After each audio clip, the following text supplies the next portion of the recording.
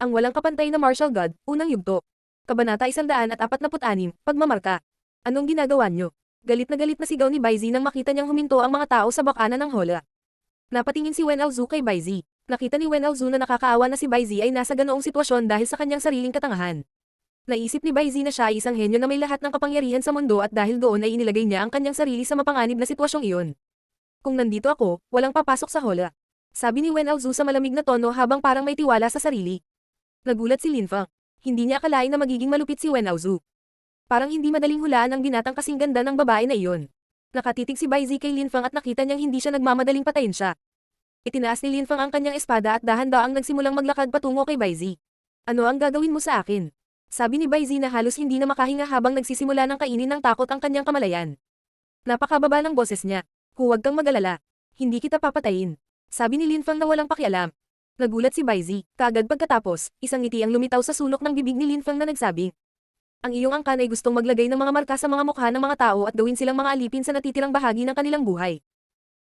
Lalagyan ko rin ng mark ang mukha mo. Titingnan natin kung maglalakas loob ka naman lay at manghiya ng mga alipin. Maglagay ng marka sa kanyang mukha. Parang alipin. Hindi mo ba narinig ang sinabi ko? Halika at tulungan mo ako. Galit na sigaw ni Baizi habang siya ay lalong naiinip. Lumipat ang ilang tao para pumasok sa hola at biglang, tumalon si Wen Aozu sa harapan nila at nagsabi. 3 hakbang pa at huhugutin ko ang aking espada. Kung pipilitin kong ilabas ang aking espada, magkakaroon ng dugo. Mahinahong sabi ni Wen Aozu. Tumigil ang lahat sa paglipat patungo sa hola. Walang nang ahas na humakbang pasulong. Ang kasamaan ay dapat nalipulin. Isang napakalaking dami ng sword chi ang pinakawalan mula sa katawan ni Lin Feng. Si Baizi ay labis na natakot. Hindi siya ililigtas ng sinuman dahil lahat sila ay nasa labas, natatakot na lumipat ng isa pang hakbang. Kung bibitawan mo ako, maaari akong magalok sa iyo ng isang kayamanan ng mga batong dalisay. Maaari pa akong magalok sa iyo ng ilang high-class martial skills at agility techniques. Alok, tumawa si Lin Feng. Sanay na talaga ang mayayamang tao na gumawa ng sarili nilang paraan gamit ang kanilang pera at impluensya. Inakala nila na lahat ay nasa ilalim nila at mabibili ng ilang mga batong dalisay. Kung bibitawan kita, bibigyan mo ako ng ilang purity stones, high-class martial skills at agility techniques. Malamig na sabi ni Lin Feng bago idagdag. Sa tingin mo ba ako ay tanga? Pagkatapos ng nangyari ngayon, hindi makakalimutan ng Bai Clan si Lin Feng. Hindi nila siya papakawalan ng ganoon kadali. Kung hindi kikilos si Lin Feng, hindi niya magagawang ipaghiganti si Hanman at ang iba pang mga kaibigan niya mula sa Yunhai sect na naging mga alipin na lumalaban at ang mukha ay nilabag ng marka sa prisoner arena. Si Lin Feng at ang Bai Clan ay magkaaway. Kailangan niyang patayin ang mga ito o papatayin siya ng mga ito. Walang kapayapaan sa pagitan nila habang siya ay nabubuhay. Ganito ang iniisip ni Lin Feng dahil siya na ngayon ang patriarch ng Yunhai sect. Si Baizi ay gumawa ng nakakatakot at masamang ekspresyon nang marinig niya ang mga salita ni Lin Feng. Kung maglakas loob kang hawakan ako, hindi ka bibitawan ng Bai Clan at hahabulin ka nila hanggang sa mamatay ka. Tulad ng inaasahan, isa kang tanga. Sabi ni Lin Feng na hindi nakatiis na makinig sa usapan ni Baizi. Sa sandaling iyon, nagpakawala si Baizi ng isang nakakakilabot na tili. Isang marka ang lumitaw sa mukha ni Baizi. Tinakpan ni Baizi ang kanyang mukha gamit ang kanyang kamay at ang dugo ay walang tigil na dumadaloy sa kanyang mga daliri. Si Lin Feng ay mukhang napakalamig at walang awa. Siya ay ganap na walang emosyon. Hindi siya nakaramdam ng kahit kay titing na habag o awa matapos makita si Baizi sa ganoong kahabag-habag na kalagayan. Sa mga taong katulad niya, ito ang pinakamabisang paraan upang malutas ang problema. Karahasan lamang ang mauunawaan. Ginamit ni Lin Feng ang kanyang espada para magukit ng isang alipin na nagmarka sa mukha ni Baizi ngunit mabilis itong natakpan ng dugo. Gamit ang isa pang hiwa ng kanyang espada ay tinanggal niya ang isa sa mga daliri ni Baizi. Nanginginig si Baizi sa takot at sakit tapos bigla na lang siyang bumagsak. Napakalupit ngunit determinadong binata. Akala ng maraming tao sa karamihan. Nanatili silang tahimik at panay ang tingin sa mga tao sa kulungan ng prisoner arena. Sa araw na iyon, ang mga tao ay nakakita ng isang kahangahangang palabas. Nakakita sila ng mga kagilahil-alas na laban at isang bagay na hindi nila inaasahan. Si Lin Feng ay mukhang kalmado at walang emosyon gaya ng dati. Hawak-hawak pa rin niya ang kanyang espada sa kanyang kamay. Tumingon siya at sinabi sa mahinang boses. Tara na, naglakad sina Hanman at Pu Jun kasama ni Lin Feng. Nagsimula na ring maglakad pabalik si Wen Aozu. Sa sandaling iyon, lahat ng lumapit sa kulungan upang tulungan si Baizi ay mabilis na sumugod upang tulungan siya. Ang mga naglalakas loob na galitin ako, mamatay. Sabi ni Wen Aozu sa napakalamig na boses. Si Lin Feng ay naglalakad sa likuran niya at tumutulo pa rin ang dugo mula sa kanyang espada. Ang espada ni Lin Feng ay natakot sa lahat. Si Hanman ay naglalakad sa likuran nila. Bawat hakbang niya ay nanginag ang lupa. Naiintindihan na ng lahat kung gaano siya kalakas. Alam ng mga taong ito na kung hindi nila hahadlangan silang umalis, hindi sila mawawalan ng kabuluhan sa kanilang buhay. Makalipas ang ilang sandali, ang likod lamang ni Lin Feng at ng kanyang mga kaibigan ang nakikita ng karamihan. Nang makita nila si Lin Feng na bumaba sa hola, hindi nila alam kung ano ang balak niyang gawin. Hindi rin nila naisip na papatayin niya ang matandang lalaki na nasa ikapitong layer ng Lingchi. Basura. Isa ka lang basura. Isang galit na boses ang kumalat sa kapaligiran ng prisoner arena pagkaalis ni Linfang at ng kanyang mga kaibigan. Galit na galit ang binata na nakadilaw na damit. Sa araw na iyon, siya ay pinahiya ni Linfang. Paano ito nangyari? Ang pangalan ng kanyang pamilya ay Yu. Hindi sila kailanman napahiya. Sinong nasa tamang pag-iisip ang mga ngahas na hiyain ng Yu clan? Nang makita ng mga miyembro ng Bai clan na tumayo ang binata na nakadilaw na damit, nagulat sila. Kung may manggahas magsalita tungkol sa nangyari ngayon, papatayin ko siya. Sabi ng binata na nakadilaw na damit. Sa mga nakaupo sa tabi niya. Nagulat sila ngunit masunurin silang nakinig at tumanggo bilang pagsang-ayon. Sa loob ng kanilang mga puso, iniinsulto nila siya. Na-provoke niya si Linfang, pinabayaran niya si Bai Zi para dito. At higit pa doon, hinihiling niya sa kanila na huwag sabihin ito sa sinuman. Natakot lang siya na mawalan siya ng mukha at mawalan ng mukha ang buong Yu clan. Linfang, kung hindi ka mamatay, hindi ko na may babalik ang aking prestihiyo. Ilang sandali ang nakalipas, hindi siya nanggahas na magsalita sa harapan ni Linfang dahil natakot siya na parusahan din siya ni Linfang. Si Linfang ay masyadong nakakatakot. Nakita niya kung paano inukit ni Linfang ang isang marka sa Bai Zi. Nakakakilabot. Si Linfang ay talagang walang awa noong siya ay nasa prisoner arena. Si Linfang ay nasa kanyang silid na nakahiga sa kama. Bigla niyang naramdaman na may kamay na halos dumampi sa kanyang noo. Umiling si Linfang, na ginatakdahan daw ang binuksan ng kanyang mga mata. Isang magandang siluwet ang nakatayo sa harapan niya. Sa sandaling iyon, mukhang walang emosyon si Mengcheng. Tumingin siya kay Linfang at mahinahong. Sinabi, nagising ka na. Masakit ang katawan ni Linfeng at matigas mula ulo hanggang paa matapos makipaglaban sa matanda, ngunit gumagana pa rin ng maayos ang kanyang mga vital organ. Nandito ka palagi para bantayan ako. Tanong ni Linfeng kay Mengcheng. Umiling si Mengcheng at sinabing, hindi, minsan lang, talaga. Tanong ni Linfeng na hindi kumbinsido. Siyempre, bakit? Sagot ni Mengcheng. Nagulat si Linfeng at pagkatapos ay tumawa. Biglang bumukas ang pinto ng may malakas na kalabog. Pumasok si Liu Fei sa silid. Tumayo si Mengcheng at sinabi, nagising siya, maaari kang pumunta at kausapin siya. Nang matapos siyang magsalita, umalis kaagad si Mengcheng. Si Liu Fei ay may kakaibang ekspresyon at mukhang naguguluhan. Hindi pinabayaan ni Mengcheng si Linfeng kahit isang segundo habang natutulog siya, bakit siya nagmamadaling umalis nang magising siya? Sige, sabi ni Liu Fei habang tumatango-tango kahit hindi niya talaga maintindihan. Naglakad siya patungo sa kama ni Linfeng at galit na tumingin sa kanya na ikinagulat ni Linfeng. Pagigising lang niya, bakit magagalit na si Liu Fei sa kanya? Anong ginawa niya? Bakit ka kumilos ng walang ingat, hindi mo ba iniisip ang mga kahihinatnan? Tanong ni Liu Fei. Halatang galit siya dahil sa nangyari sa prisoner arena. Si Linfeng ay ngumiti ng pilit at nag-isip ng mga kahihinatnan. Nang makita niya na ang kanyang mga kaibigan ng Yunhai sect, ay naging mga alipin at namarkahan na parang mga hayop pagkatapos na sirain ang sekta, paano siya hindi kikilos? Para sa isang maganda at maislan na mukha na tulad mo, kikilos din ako ng walang ingat at papansinin ang mga kahihinatnan. Pabirong sabi ni Linfeng habang tumatawa. Nang matapos magsalita si Linfeng, nagsimulang bumilis ang tibok ng puso ni Liu Fei sa kanyang dibdib at tuluyang. Namula ang kanyang mukha. Ito ay parehong maganda at maislan. Ang walang kapantay na martial god, unang yugto. Kabanata 147, ang Bizet. Sa labas ng akademya, may ilang taong naglalakad patungo sa pangunahing tarangkahan nito. Ang kanilang pinuno ay nakasuot ng asul na damit at napakagandang mastara. Siya ay isang nasa katanghaliang gulang na lalaki at isang malamig na chi ang lumabas sa kanyang katawan.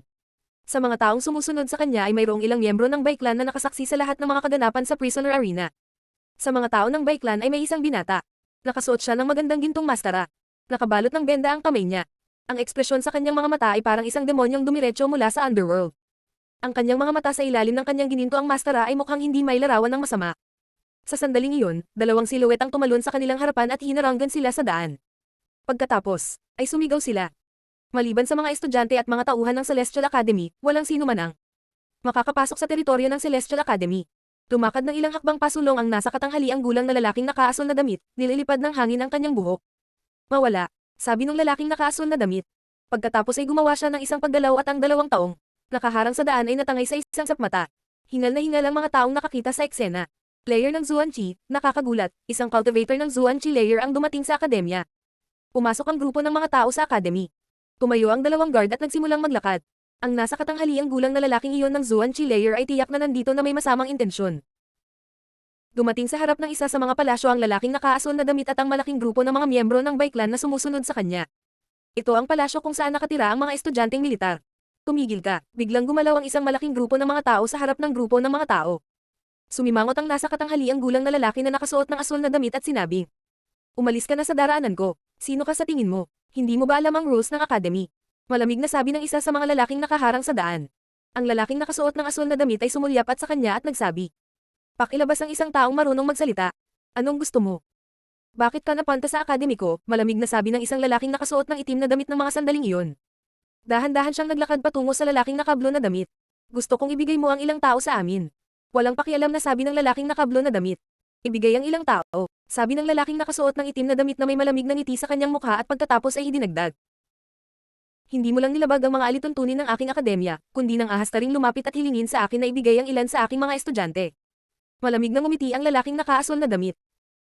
Itinaas niya ang kanyang kamay at sa sandaling iyon, nagsimulang maglabas ligma ng ning na liwanag ang palad ng kanyang kamay. Nang makita ng lalaking nakasuot ng itim na damit ang liwanag sa palad ng nasa katanghaliang gulang na lalaki, ang kanyang ekspresyon ay lubhang nagbago.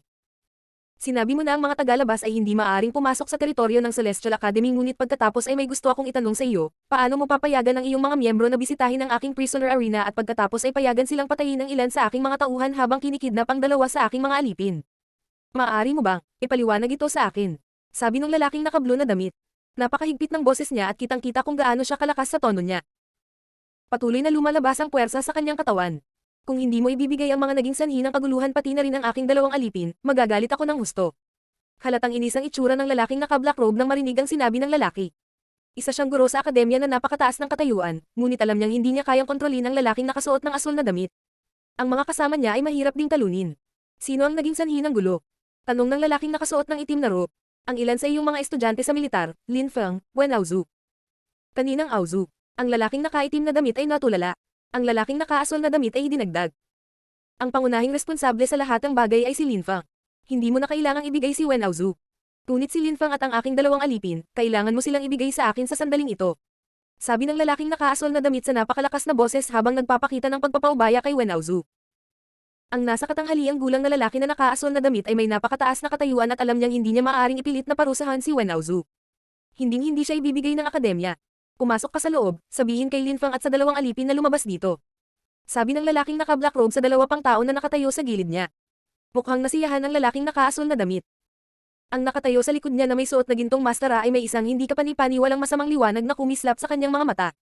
Si Lin Feng ay nagmumuni-muni sa kanyang silid at biglang naglabas ng malakas na ingay ang pinto na nagpadilat ng kanyang mga mata. Lin Feng, lumabas ka, sigaw ng isang boses. Nagulat si Lin Feng. Napakasungit ng taong iyon. Ang akademya ay may mga patakaran, walang sino man ang nakapasok sa tirahan ng isang estudyante nang walang pahintulot niya. Ngunit sa sandaling iyon, may nagbukas ng kanyang pinto at sinabihan siyang lumabas. Hindi lang iyon isang paglabag sa mga alituntunin ngunit isa rin itong kahihiyan. Tumayo si Lin Feng at naginat. Gamaan ang pakiramdam niya ngunit hindi pa siya tuluyang nakaka-recover sa mga sugat niya. Tumingin si Lin Feng sa lalaking tumawag sa kanya. Nag-aaral din siya ng akademya. So, ikaw si Lin Feng. Sabi ng pumasok sa loob na walang pakialam sa tono. Anong mali? Tanong ni Lin Feng habang nakakunot ang noo. Anong tanga? Iniisip niya na kaya niyang kumilos ng walang ingat dahil kaibigan siya ni Wen Aozu. Una niyang pinukaw si Heimo at pagkatapos ay pumunta sa prisoner arena at gumawa ng gulo. Naisip ng mga estudyante. Sa unang pagkakataon ng si Lin Feng ay nag-provoke kay Heimo, si Wen Aozu ay kasama niya. Siya ay nagdulot ng gulo sa prisoner arena kasama si Wen Aozu, kaya naisip nila na si Lin Feng ay kumilos ng ganito lamang dahil naisip niya na kaya ni Wen Aozu. Protektahan siya ng walang katapusan. Akala nila ay para siyang aso na gumagamit ng kapangyarihan ng kanyang amo para manggulo. Ngayon, dalhin mo ang dalawang aliping inagaw mo sa prisoner arena. May mga taong dumating para makita ka, sabi ng estudyante. Nang matapos siyang magsalita ay tumalikod na siya at nagsimulang umalis. Teka, sabi ni Lin Feng. Agad na huminto ang estudyante at nagtanong. Ano ang mali? Malamig na sinabi ni Lin Feng. Wala ka bang nakalimutan? Sumagot ang estudyante. Nakalimutan ng ano? Pagkatapos ay nagkibit-balikat siya at sinabi. Hindi, wala akong nakalimutan. Ginawa mo, matigas na sabi ni Lin Feng. Tila nagalit ang estudyante at nagsabi. Pinaglalaroan mo ba ako? Wala akong panahon makipagbiruan. Sumugod ka sa kwarto ko at walang pakundangan, pwede kang humingi ng tawad. Sabi ni Lin Feng habang malamig na nakangiti. Humingi ng tawad. Sabi ng estudyanteng nakangiti na para bang nakakatuwa ang sitwasyon. Pagkatapos ay hindi niya pinansin si Lin Feng, tumalikod at nagsimulang umalis. Sa sandaling iyon, isang napakalamig na chi ang bumagsak sa kanyang katawan at inapi siya. Nagulat siya at napatigil sa paggalaw. Tumingon siya at nakita si Lin Feng na dahan-daang naglalakad palapit sa kanya. Ang katawan ni Lin Feng ay naglalabas ng napakalamig na chi. Anong ginagawa mo? Sabi the student na may gulat na ekspresyon. Ganyan ka lang kalakas at kumilos ng walang respeto. Hindi ko gusto ang hindi magalang na pag-uugali. Sabi ni Lin Feng habang patuloy na naglalakad pasulong. Lalong tumitindi ang chi na inilabas sa kanyang katawan. Natigilan ang estudyante at mas natakot. Hindi niya kayang makipagkompetensya kay Lin Feng sa mga tuntunin ng lakas. Pumunta ako sa pangalan ng guro. Sumama ka na lang sa akin. Sabi ng estudyante. Siyempre sasama ako sa iyo pero nilabag mo ang rules ng academy at ginawa mong bastos ako habang nasa loob ng bahay ko. Kung ganyan ang plano mo para kumbansihin akong sumama sa iyo ay nabigo ka. Sa tingin mo ba ang hindi paggalang sa akin ay magiging masunurin akong sumama sa iyo? Hindi ba lahat ng iba ay pagtawanan ako dahil hinahintulutan kang kumilos ayon sa gusto mo sa aking tahanan? Nang sabihin ng mga salitang ito, isang mas malamig na chi ang pinakawalan mula sa katawan ni Lin Fang. Nagsimulang nanlamig ang lahat sa paligid niya. Natakot ang estudyante. Nakita niya lamang na itinaas ni Lin Fang ang kanyang kamao at nakita niya ang isang bola ng hamog na nagyelo na lumilitaw sa paligid nito. Pagkatapos ay sinuntok niya ang estudyante. Oh, sigaw ng estudyante. Agad niyang itinaas ang kanyang kamao at sinuntok si Lin Fang. Ang chi ng kanyang pag-atake ay naglabas ng dumadagandong na ingay sa hangin habang ito ay bumagsak sa kapaligiran. Nang magbanggaan ang kanyang kamao at ang kamao ni Lin Fang, ang estudyante ay biglang nakaramdam ng matinding sakit sa kanyang kamay. Tumabas ka na ngayon. Sabi ni Lin Fang habang sinisipa siya ng hindi kapani-pani walang lakas. Sa sandaling iyon, ang estudyante ay ipinadala sa labas at ang kanyang katawan ay natatakpan ng isang layer ng yelo. Piraso ng basura ng ikatlong layer ng lingchi. Napakayabang kapag nasa tirahan ko, sigaw ni Lin Fang. Pagkatapos, ay sinabi niya, hintayin mo akong matyaga sa labas. Kung papasok ka muli sa aking tirahan, sisirain ko ang iyong panilinang. Ang walang kapantay na martial god, unang yugto. Kabanata 148, ang galit na guro. Nanatiling hindi gumagalaw ang estudyante. Sa sandaling iyon, nakaramdam siya ng labis na kahihiyan lalo na ang mga taong dumaraan sa labas ng tirahan ni Lin Fang ng mga oras na iyon ay nakakita sa kanya ng kahihiyan. Akala niya ay magagalit siya dahil ipinadala siya ng guro ngunit sa huli ay napahiya siya at napilitang maghintay sa labas. Alam na ni Lin Fang na dumating ang estudyante dahil sa issue sa prisoner arena. Alam ni Lin Fang na maaga o huli, ang mga tao mula sa prisoner arena ay darating para hanapin siya. Bumalik si Lin Fang sa kanyang silid at isinuot ang kanyang tsangpaw at pagkatapos ay lumipat siya patungo sa pinto. Ang ingay ng pagbukas ng pinto ay kumalat sa tenga ni Lin Fang. Teka, sabi ng malamig at walang pakialam na boses. Si Meng Qing ang nagbukas ng pinto. Anong mali? Sabi ni Lin Fang habang nakatalikod. Isinuot na ni Meng Qing ang kanyang pinong belo na nakatakip sa kanyang mukha. Dahan-dahan itong naglakad palapit sa kanya. Dapat lagi kitang kasama kapag lumalabas ka, sabi ni Meng Qing na nagpangiti kay Lin Fang ng pilit ngunit napuno ng init ang kanyang puso. Sige, sabi ni Lin Fang habang tumatango. Nag-aalala siya sa kaligtasan nito ngunit hindi niya ito sasabihin. Pareho silang umalis sa living quarters at isinara ang pinto sa likod nila. Tumingin ang estudyante kina Lin Fang at Meng Qing at sinabing, paano ang dalawang alipin? Dalhin mo kami sa labas. Sabi ni Lin Fang na may napakahigpit na tono na ang estudyante ay hindi nang ahas na sumagot ng anuman. Sa daan, lahat ay nakaturo sa estudyante habang tumatawa na lalong nagpahiya sa kanya. Sa sandaling iyon, maraming tao ang nagkukumpulan sa labas ng palasyo. Nakatayo sa harap ng isang grupo ng mga tao ang nasa katanghaliang gulang na lalaking nakaasol na damit habang maringal ang itsura. Siya ay dumating. Dumating si Lin Fang. Sa sandaling iyon, nakita ng karamihan si Lin Fang na dahan-dahang lumabas mula sa loob ng palasyo. Sa tabi ni Lin Fang ay isang napakagandang dalaga. Kahit na siya ay mukhang maganda, maislan at inosente, isang kakaibang chi ang lumalabas sa kanyang magandang katawan. Gayunpaman, dalawang tao ang nawawala. Ang dalawang alipin ay wala doon. Ang guro na may itim na damit ay tumingin sa estudyanteng ipinadala niya upang hanapin si Lin Fang at tinanong siya. Ano ang nangyayari? Napakamot sa ulo ang estudyante at hindi naglakas loob na sumagot. Basura. Hindi marunong gumawa ng simpleng bagay. Sabi ng guro na nakaitim na robe. Pagkatapos ay tumingin siya kay Lin Fang at nagtanong. Nagdulot ka ba ng kaguluhan sa prisoner arena at pagkatapos ay kinuha ang dalawang alipin at dinala sila sa akademya? Nagkaroon nga ako ng gulo sa prisoner arena ngunit hindi ako kinuha ng dalawang alipin, binalik ko lang ang dalawa kong kaibigan. Sabi ni Lin Fang habang nakatingin sa gurong nakaitim na damit. Dahil lamang sa sinabi niya ang salitang alipin, nakaramdam ng pagkasuklam si Lin Fang. Ang mga alipin ay mga alipin. At kaibigan mo sila. Paano ko papayagan ang mga alipin na makapasok sa akademya? Malamig na sabi ng gurong nakaitim na damit na walang pakialam sa mukha ni Lin Fang. Kung gayon, guro, nais kong itanong sa iyo kung ano ang ginagawang alipin ng isang tao. Ano ang ibig sabihin ng maging alipin? Ang alipin ay isang taong minarkahan bilang pag-aari ng isang tao. Dahil sila ay namarkahan na sila ay isang alipin magpakailanman. Sagot ng guro. Kung gayon, guro, may isa pa akong tanong sa iyo. May alipin ngayon sa harapan mo, bakit mo siya pinapasok sa academy? Malamig na sabi ni Lin Fang. Ha? Nagulat ang karamihan. Talagang mapangahas si Lin Fang na makipag-usap sa guro sa ganoong paraan. Ang guro na nakasuot ng itim na damit ay nataranta at tinanong si Lin Fang. Saan ka nakakakita ng isang alipin? Tumiti si Lin Fang at itinuro ang gintong taong nakamaskara na nakatayo sa likod ng lalaking nakasuot ng asul na damit. Pagkatapos ay sinabi niya, alisin mo siya sa kanyang maskara at makakahanap ka ng isang alipin. Ang gininto ang nakamaskara na binata ay si Baizi. Paanong hindi siya makikilala ni Lin Fang? Nakikita ko na ito ay kung paano gumagana ang Celestial Academy, ang mga tao ay hindi iginagalang at ang mga estudyante ay hindi tinuturuan ng disiplina. Sabi ng lalaking naka-blue na damit. Ang gurong nakaitim na damit ay biglang nagkaroon ng malamig na ekspresyon sa kanyang mukha. Paano siya masisiraan ng mukha ni Lin Fang? Sinabi ko sa iyo na ilabas ang dalawang alipin, hindi mo ba ako narinig? Sabi ng gurong nakaitim na damit habang nakatitig kay Lin Fang. Isang malakas na chi ang lumalabas sa kanyang katawan. Siya ay tumingin lubhang mahigpit. Nagulat si Linfang at saka ngumiti. Ang pagkakaroon ng mga guro ay isang kahihiyan para sa Celestial Academy. Dumarating ang mga taong ito at nagdudulot ng gulo ngunit ang sinisisi mo lang ay ang sarili mong mga estudyante. Ginagawa mong lahat ng miyembro ng akademya, nawalan ng mukha. Kung maglakas loob kang subukan at parusahan ako, makakaapekto ito sa reputasyon ng ating akademya. At nangangahulugan ito na ikaw ay walang iba kundi ang maliit na aso ng Baiklans. Malamig na sabi ni Linfang. PSSSSHHHHH. Isang malakas na chi ang lumabas mula sa guro na nakasuot ng itim na damit. Ang buong kapaligiran ay napuno ng nakamamatay na chi. Paano nang ahas si Linfang na ipahiya siya sa harap ng napakaraming tao? Nais ba niyang mamatay? Gusto mo bang mamatay? Galit na sigaw ng guro. Mamatay. Ayokong mamatay itong batang ito. Malamig na sagot ni Linfang. Agad siyang naglabas ng card mula sa kanyang bulsa. Nagulat ang lahat. Hindi ko na kailangang igalang ang mga patakaran ng Celestial Academy dahil sa araw ng pagpaparehistro ng ako ay dumating dito. Nakilala ko na isang guro na isang tunay na Beastard, ngunit noong nakilala ko ang Vice Principal, siya ay sapat na mabait na mag-imbita sa akin upang tamasahin ang lahat ng mga benepisyo ng akademya nang walang anumang obligasyon. Sinabi rin niya na maaari kong dalhin ang sinuman sa akademya. Sa araw na iyon, hindi ko akalain na makakatagpo ako ng ganoong kakulit na guro. Ito ay bihirang makahanap ng isang tao na kumilos tulad ng maliit na para sa mga tagalabas. Isa kang malaking kahihiyan para sa Celestial Academy at sa lahat ng miyembro nito. Malamig na sabi Linfang.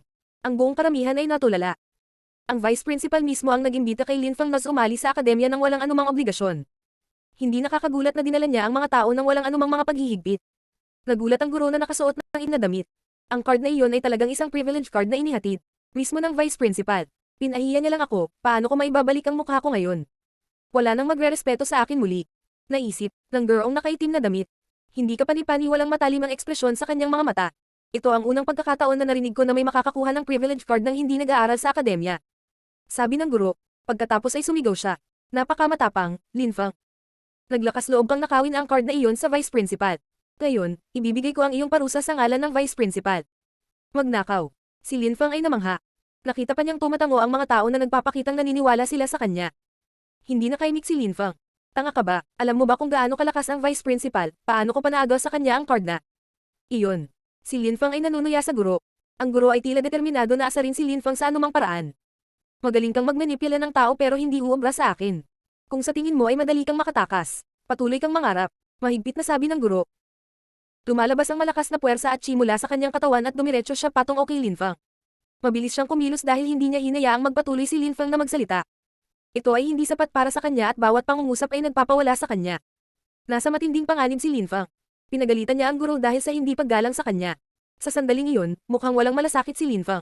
Sa likod niya, isang magandang silhouette ang agad na gumalaw sa harapan niya. Ang walang kapantay na martial god, unang yugto. Kabanata 149, umaagos na dugo. Nang makita ng mga tao si Meng Qing, lahat sila ay natigilan. Tumawa ang gurong nakaitim na damit. Mas maraming chi ang pinakawalan sa kanyang katawan. Isang mananang at nakakasilaw na liwanag ang bumungad sa kanyang katawan. Tumigil ka, sigaw ng isang boses sa di kalayuan. Tumigil ang lahat sa paggalaw. Ang boses na iyon ay malalim, na tumagos sa puso ng mga tao hanggang sa ito ay nagpang-inag sa kanilang mga kaluluwa. Tumigil na rin sa paggalaw ang gurong nakaitim na damit. Tumingon siya at nakita niya ang isang silhouette na papalapit sa kanila. Vice Principal. Personal na dumating ang Vice Principal, nakakagulat. Vice Principal Long, magalang na sabi ng gurong nakaitim na roba, hindi na siya bastos. Bumalik ka, sigaw ng Vice Principal patungo sa guro. Ang gurong nakaitim na damit ay mukhang hindi ka panipaniwalang napahiya at ang buong pulutong ay natigilan. Dahil sa ugali ng Vice Principal sa guro, si Linfang ay tiyak na personal na inimbitahan ng Vice Principal. Oo, Vice Principal, sabi ng gurong naka-black robe habang paatras. Mukha siyang sobrang nahihiya sa kanyang sitwasyon. Tumingon si Vice Principal Long at tumingin kay Linfang. Magiliw siyang ngumiti at nagsabi, ako mismo ang lulutasin sa problemang ito. Pwede ka nang bumalik ngayon. Bumalik ka. Ang daming natulala. Laban sa lahat ng inaasahan, talagang nagmamalasakit ang Vice Principal kay Linfang. Nagdulot ng problema si Linfang at ang Vice Principal ang nagtungo upang lutasin ang mga ito mismo. Ang lahat ay kumbinsido, sa sandaling iyon, na ang lalaking nakaasol na damit ay hindi maglalakas loob na hawakan si Linfang. Kumunat ang noo ng lalaking nakablo na damit. Bumibilis ang tibok ng puso niya. Iniisip niya kung ano ba talaga ang background ni Linfang para bigyan siya ng importansya ng Vice Principal. Pinahiya ng Vice Principal ang lahat para protektahan si Linfang. Kahit na hindi kasing taas ng Vice Principal ang lalaking nakablo na damit, hindi ba inisip ng Vice Principal ang lahat ng mga taong kasama niya? Walang nakakaintindi kung bakit ganito ang kinikilos ng Vice Principal kay Linfang. Hindi rin sigurado si Linfang kung bakit siya tumatanggap ng ganoong paggamot. Hindi niya maintindihan kung bakit palaging napakabait ng Vice Principal sa kanya. Wala siyang kakilala na kabilang sa Imperial Clan o numang iba pang prestihiyosong angkan. Nawala siya. Bagamat sa hinaharap ay mauunawaan niya kung bakit siya tinutulungan ng vice principal. Vice principal, may gusto akong sabihin pero hindi ko alam kung dapat ba, sabi ni Lin Feng habang umiiling. Sabihin mo sa akin. Sabi ng vice principal. Sa akademya, mayroong ilang mga mahuhusay na tao ngunit mayroon ding mga kakilakilabot na mga tao na humihila sa iba sa amin pababa sa kanila. Hindi karapat-dapat maging guro ang mga taong iyon. Sabi ni Lin Feng na walang pakialam. Ang kanyang mga salita ay matalas at maasim. Nakatingin siya sa gurong nakaitim na damit habang nagsasalita. Vice Principal, aakuin ko ang responsibilidad sa ginawa ko sa prisoner arena. Hindi ko kailangan ng sinumang tumulong sa akin. Sabi ni Lin Feng at nagpatuloy. Kung sino man ang manggahas nasaktan ako muli sa hinaharap, hindi ako magdadalawang isip na gumawa ng mga aksyon sa aking sarili. Yung lalaking yun, napaka-agresibo. Ngunit ngayon ay maliwanag na kung bakit siya naglakas loob na makipag-usap sa guro sa ganoong paraan. Ang laking bibig, ang mga tao ay gumagawa ng iba't ibang komento tungkol sa pag-uugali ni Lin Feng. Maging ang vice principal ay nagulat. Kakaiba ang kinikilos ni Lin Feng. Hindi alam ni Lin Feng kung ano ang iniisip ng lahat ng mga taong ito. Tumingon siya at sinabi sa lalaking may asul na damit. Gusto mo ako, tama. Talaga. Sabi ng lalaking naka-blue na damit habang tumatango. Dahil gusto mo ako at nakatayo ako dito, ano pa ang hinihintay mo, sabi ni Lin Feng sa walang malasakit na tono. Nagtataka ang karamihan kung ano ang ibig sabihin ni Lin Feng. Nakita ng lalaking naka-asul na damit na si Lin Feng ay lubos na nagtitiwala. May evil smile siya sa mukha. Maaaring umalis si Lin Feng tulad ng sinabi sa kanya ng vice principal ngunit hindi niya ginawa at sa halip ay pinili niyang harapin ang mga taong dumating. Ang lalaking naka-asul na damit ay walang kapangyarihang gumawa ng anuman kung nakinig si Lin Feng sa vice principal. At umalis. Sa pananatili niya rito at paghamon sa kanila, tiyak na gusto niyang mamatay. Kunin mo siya. Sabi ng lalaking naka-blue na damit. Sa sandaling iyon, dalawang tao ang nagmamadaling lumabas sa grupo at nagsimulang lumipat patungo kay Lin Feng habang naglalabas ng mabigat na chi. Nang makita niyang papalapit sa kanya ang dalawang taong ito, hindi gumalaw si Lin Feng. Mukha pa rin siyang kalmado at tahimik. Pagkatapos, si Meng Qing na nakatayo sa harap ni Lin Feng ay biglang naglabas ng napakalamig na chi na dumiretso sa dalawang taong ito. Nagkaroon sila ng pakiramdam na ang kanilang spinal cord ay nagyelo sa lugar. Itinaas ni Meng Qing ang kanyang kamay at nagpakawalan ng nakakatakot na malamig na puwersa. Nanlamig agad ang mga kamay nila. Napakabilis, nagsimulang kumalat ang yelo sa buong katawan nila at bigla na lang silang na-freeze sa yelo at hindi na makagalaw. Gaano kalakas? Sabi ng mga tao na natigilan. Hindi nakakagulat na ang babaeng iyon ay naglakasloob na hamarang sa daan patungo kay Lin Feng. Siya ay lubhang makapangyarihan. Player ng Zuanqi, ang mga mag-aaral ng Vice Principal Long at ang lalaking naka-asul na damit ay lumiit. Hindi kailanman nagsalita si Lin Feng tungkol sa kanyang mga kaibigan, at ang isang napakagandang babae na mukhang hindi masyadong malakas ay talagang kamangha-mangha. Ang ginawa niya kanina ay posible lamang para sa isang taong nasa Zuanqi layer. Napatulala ang guro sa itim na damit. Paano kung naging matagumpay siya sa pag-atake kay Lin Feng kanina? Hindi nakakagulat na si Lin Feng ay napaka-agresibo. Isang tao sa Zuanqi layer ang naroon upang protektahan siya sa lahat ng oras. Gaano nakakatakot. Sinisikap ng mga tao na maunawaan ang sitwasyon. Malamang na nagustuhan ng Vice Principal si Lin Feng sa dalawang dahilan, dahil malakas siya at dahil mataas ang status niya. Hindi lihim na si Lin Feng ay napakatalino at makapangyarihan, kung hindi, paano siya magkakaroon ng napakagandang babaeng kaibigan. Mula sa araw na gumugol ako sa The Prisoner Arena, nanumpa ako sa aking sarili na kapag nakita kong muli ang isang miyembro ng Bai Clan ay mamamatay sila. Sabi ni Lin Feng na may sobrang malamig na tono. Ang mga miyembro ng Bai Clan ay namangha. Gayunpaman, naunawaan ni Meng Qing ang ibig sabihin ni Lin Feng. Ang kanyang magandang silhouette ay biglang nag-transform sa isang puting lotus na bulaklak at itinapon niya ang kanyang sarili patungo sa karamihan. Ang langit sa itaas pati na rin ang lupa sa ibaba ay tila ganap na nagyelo. Lahat ng miyembro ng Bai Clan ay nakaramdam ng matinding lamig. Lahat sila ay natatakpan ng mga layer ng yelo. Bahagyang ginalaw ni Meng Qing ang kanyang kamay at biglang, ang bawat miyembro ng Bai Clan ay tinusok. Hanggang buto sa nakakatakot na lamig. Kung ang mga taong ito ay nasa yugto ng chi layer, iyon ay nagpapaliwanag kung bakit sila masyadong naapektuhan. Nang pag-atake ni Meng Qing ngunit kahit na ang ilang mga tao ng Ling Chi layer ay nakakaramdam ng lamig na tumagos sa kanila. Paano naging posible iyon? Sa pagkakataong iyon, hindi na nakatiis ang lalaking naka-asul na damit at parang kailangan na niyang makialam. Isang mala-hurricane na pag-atake ang lumabas mula sa kanyang katawan at dumiretso patungo kay Meng Qing. Si Meng Qing, mukhang kalmado at itinaas lang ang kamay na naglabas ng yelo na dumiretso sa pag-atake ng lalaking nakadamit na asul. Boom! Isang matinding lamig ang kumalat sa buong kapaligiran. Biglang bumaril mula sa kamay ni Meng Qing ang dalawang malalaking bloke ng yelo na tila malalaking diamante. Sa sandaling iyon, hinawakan ni Lin Feng ang kanyang espada at sa isang iglap, nakarating siya sa harap ng lahat ng miyembro ng Bai Clan na na-freeze sa pwesto. Nakakamatay na espada. Ang nakamamatay na espada ni Lin Feng ay nagsimulang kumislap sa kapaligiran ng paulit-ulit. Ang dugo ay nag-spray kung saan-saan at ang kapaligiran ay naging hindi kapani-pani walang duguan. Nakapatay na siya ng malaking bilang ng mga tao gamit ang kanyang espada. Tulad ng sinabi ni Lin Feng, kung sakaling makakita siya ng sinumang miyembro ng Bai Clan ay kailangan nilang mamatay. Lahat ay natulala sa lakas ni Lin Feng. Ang mga taong ito ay dumating upang hulihin si Lin Feng at sa huli, walang nangyari sa paraang inaasahan nila. Si Lin Fang ay kalmado at hindi nababagabag. Habang pinapatay niya ang lahat ng miyembro ng Bai Clan. Sa bawat hagod ng kanyang espada ay mas maraming dugo ang pumupuno sa kapaligiran at isa pang miyembro ng Bai Clan ang mamamatay sa sahig. Walang katapusang umaagos ang dugo mula sa espada ni Lin Fang. Ito ang nangyari noong nagalit si Lin Fang. Ang walang kapantay na martial god, unang yugto. Kabanata 150. Ice reigns over the world. Sa sandaling iyon, ang lalaking nakaasul na damit at si Meng Qing ay nasa direktang paghaharap. Ang mga tao ay namangha nang makita na si Meng Qing ay mas malakas kaysa sa kanya. Kahit na ang estilo ni Meng Qing ay mukhang napakasimple, sa tuwing gumagalaw ang kanyang matikas at maliksi na katawan, magpapakawala siya ng napakalakas na pag-atake. Napakalamig ng kanyang chi na maaaring direktang mag-freeze ang lalaking nakaasul. Kahit na mayroon siyang hurricane spirit at napakabilis, hindi niya naiwasan ang mga pag-atake ni Meng Qing at napilitang makipaglaban sa kanya ng direkta. Anong malakas na babae? Sino siya? Bakit kasama niya si Lin Fang? Ang mga tao ay namangha. Kapansin-pansing malakas ang magandang babaeng iyon. Hindi na masyadong maharlika ang itsura ng lalaking nakaasul na damit. Bakas sa mukha niya ang nakakatakot at masamang ekspresyon. Galit na galit siya. Hurricane Blade. Sigaw ng lalaking nakablo na damit. Ang kanyang buong katawan ay naging isang bagyo, na talagang parang isang matalim na talon na tumatagos sa hangin habang ito ay sumugod patungo kay Meng Qing. Isang hindi kapani-paniwalang malakas at makapal na chi ang umusbong mula sa bagyo. Napakalakas ng martial skill. Naisip ng karamihan. Hindi sila malapit sa kanya ngunit nararamdaman pa rin ang chi sa loob ng kanyang pag-atake ng bagyo. Ang malaking parang talon na bagyo ay humahanggos patungo kina Lin Fang at Meng Qing ng buong bilis.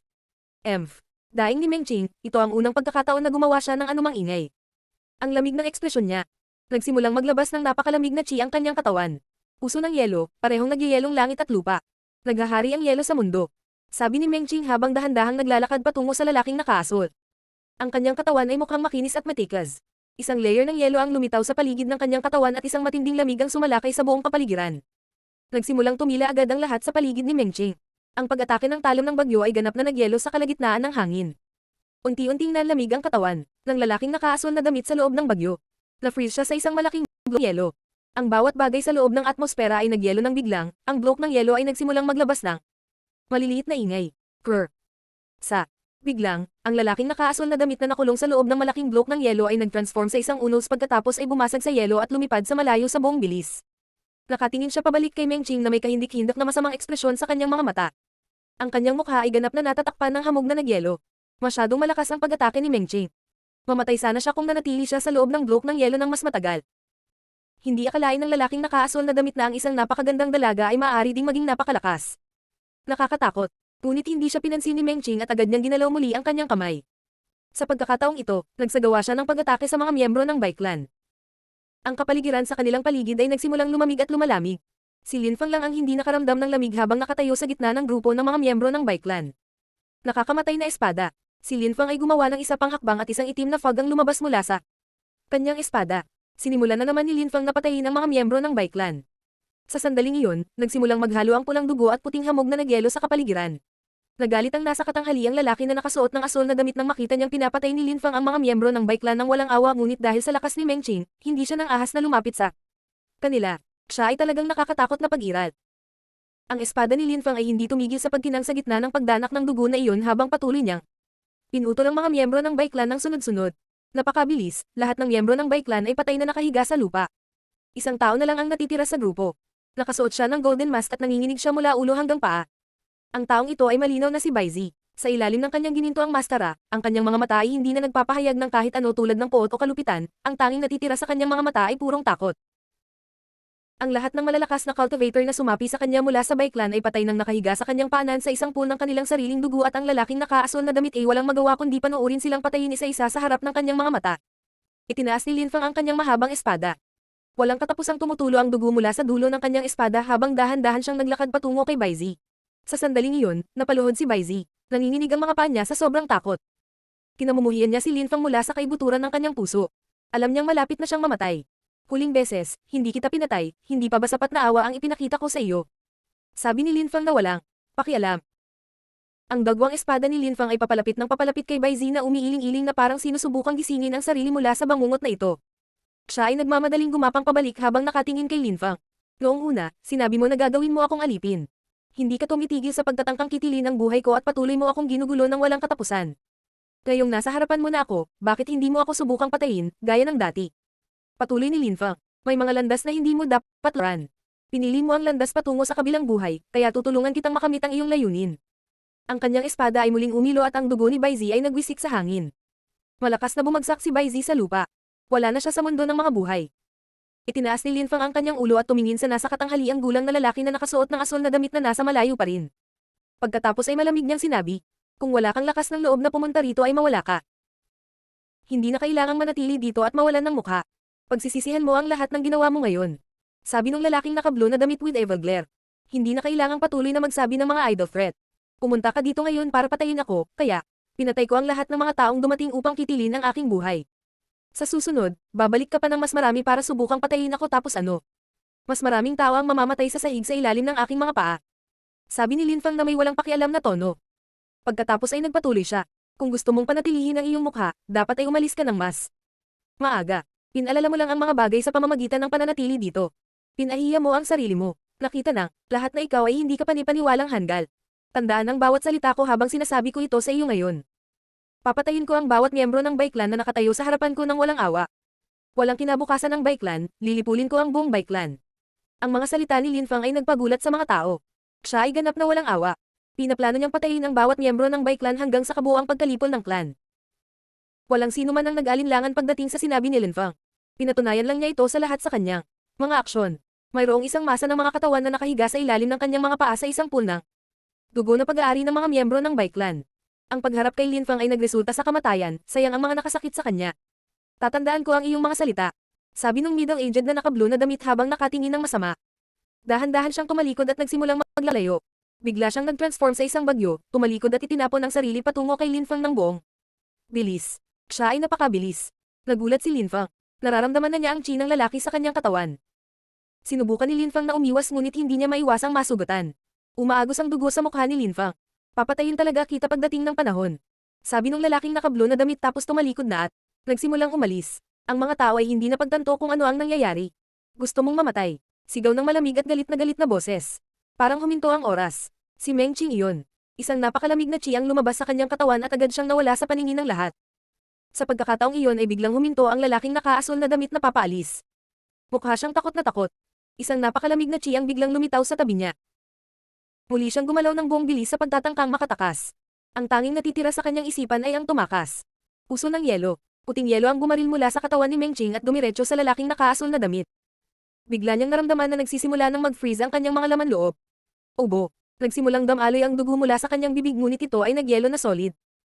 Ang kanyang mga panloob na organo ay nagkaroon ng malaking pinsala. Hindi niya kayang talunin ito, kaya ang tanging magagawa niya ay tumakas. Gusto lang niyang tumakas kasama ang buhay niya. Masyadong makapangyarihan ang babaeng ito.